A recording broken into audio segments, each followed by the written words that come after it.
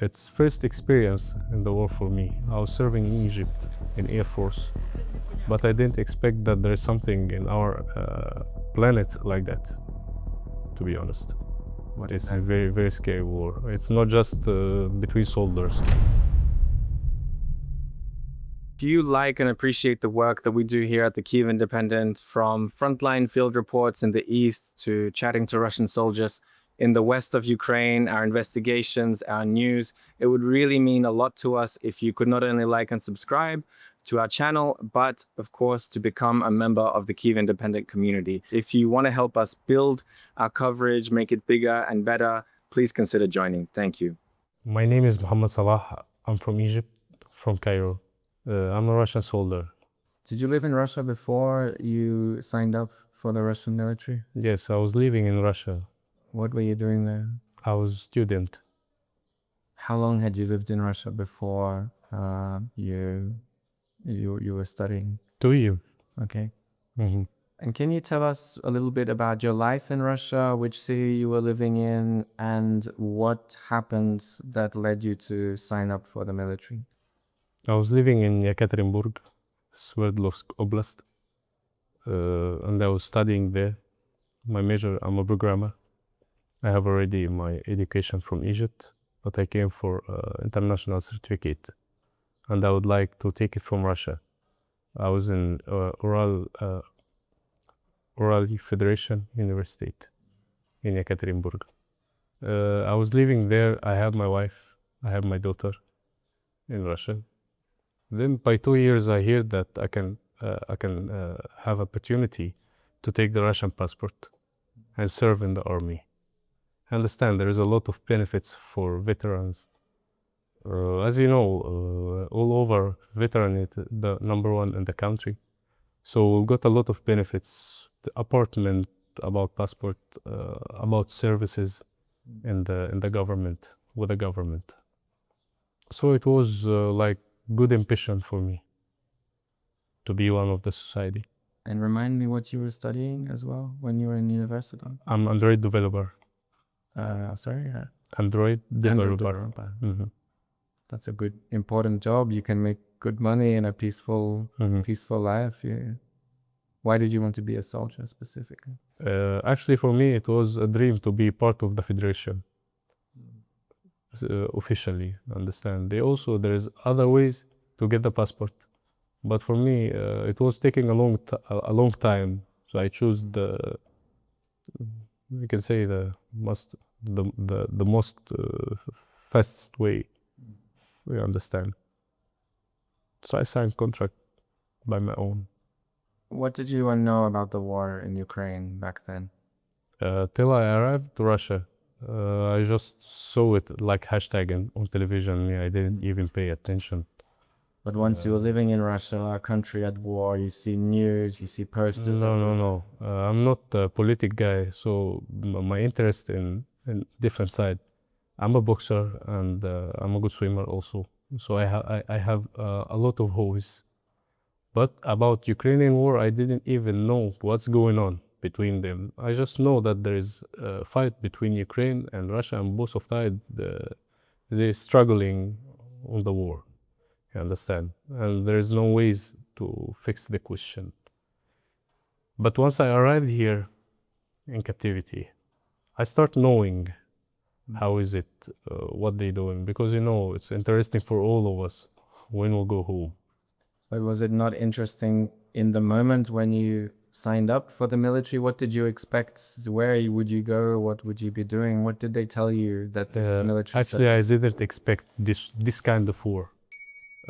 Because I have some friends in the Russian military, and we always in contact. But they told me that it's different situation. Most of them in third or second line, they have no dangers for their life. You understand? May I expect I'll be one of them. I'll finish my 1 year, my contract. Then I will be back for my life. But by 3 months, I went one time for fighting mission. Then I got an injury. Returned back. I was in hospital almost 1 month. Once I get okay, I healed totally. I was staying in my military unit almost for 2 weeks. It's also about training, rehabilitation. Then they send us one more time for fighting mission. And the second mission I got in captivity. I was injured by drone, by bullet in my organs. Then Ukrainian soldiers, they found me in some bunker. They start asking, are you alive? I was just moving my head because I already bleed a lot. I was almost die. Then they give me the first medical aid. They took me to safe point, not dangerous. They took me, start giving me medical aid one more time. They offering me food, cigarette, water, whatever I need, and all things which I have been asked for, they give me. Then they took me from point to point. All of this in front line. It's still front line. I was also hearing the bombs. I was hearing artillery. Then I got in Dnipro, CISO.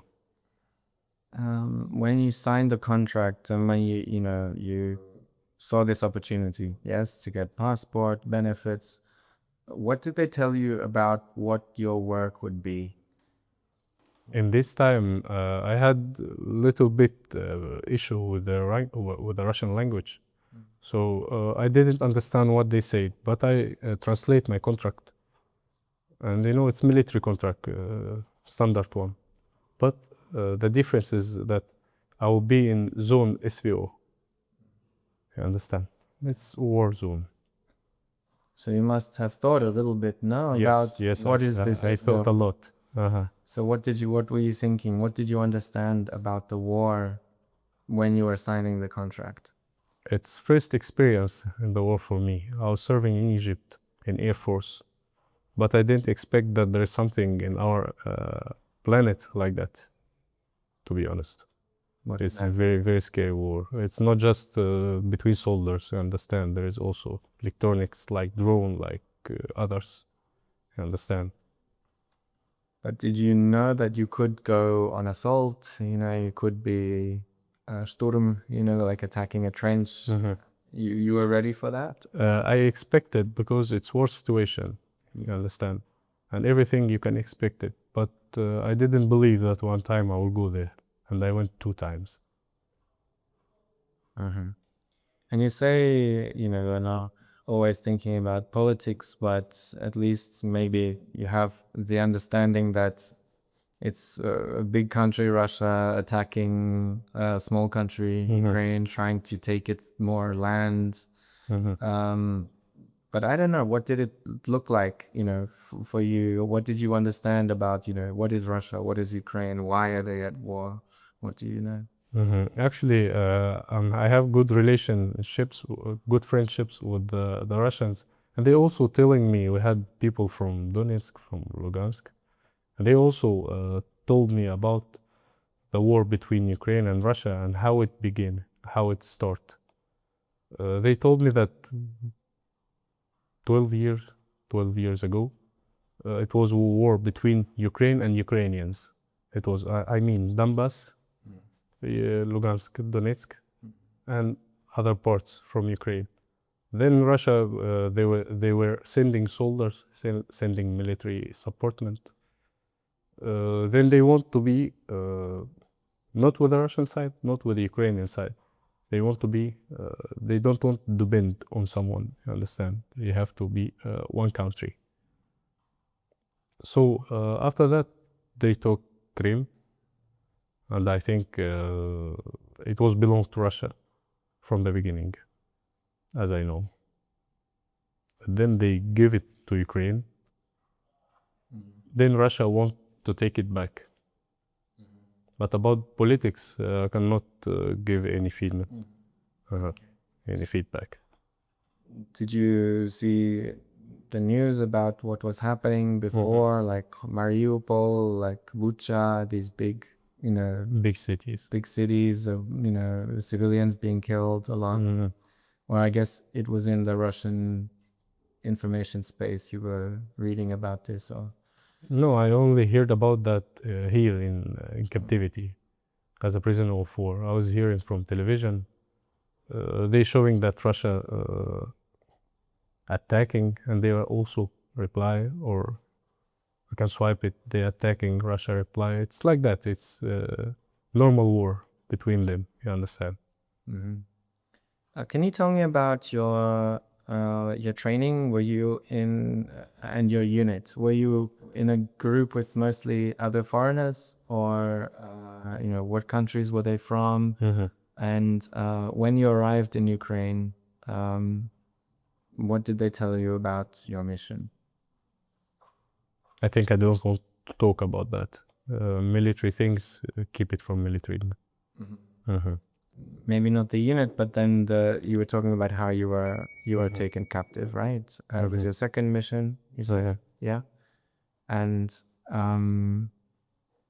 the mission was to just move forward and go to a certain spot or capture a village, or like what can you tell us about the mission?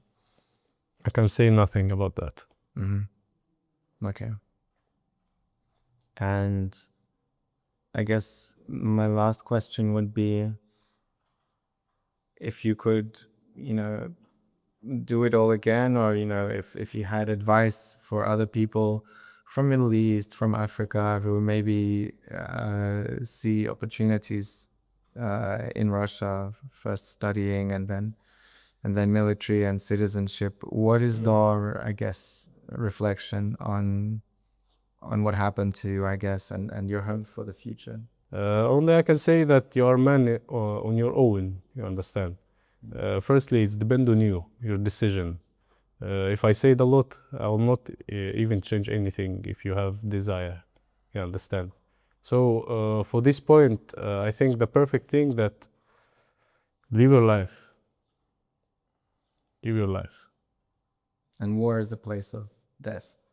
Actually, soldiers, it's their mission. You understand? I think this word, there is no need to show it, but we're going to die. We're not going to live or something like that. We are soldiers.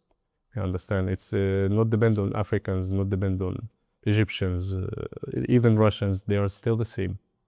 You understand? Soldier is one soldier. No, doesn't matter from where. But life is worth living. You said you had a family. Actually, yes. In the time I have spent here as a prisoner of war, I was thinking with myself, maybe it wasn't the best choice for me. So I don't know if we return back. Maybe I'll sign again. Maybe not. You think you might sign that? Maybe again? I'm telling you, everything changes. To come and again attack Ukraine again? No. In this point, no. Maybe this point will stop me, understand? But I'm a soldier. If I have an order from my commander, so I will go. Kyiv Independent is an audience-funded media organization. We can make videos like this, frontline reports, interviews, and explainers, all thanks to the members of our beloved Kyiv Independent community. We are now approaching an important milestone for us, 35,000 members. And if you want to help us get there, support independent journalism, do become a member for as little as $5 a month. The link is in the description below, or you can scan the QR code. Thank you.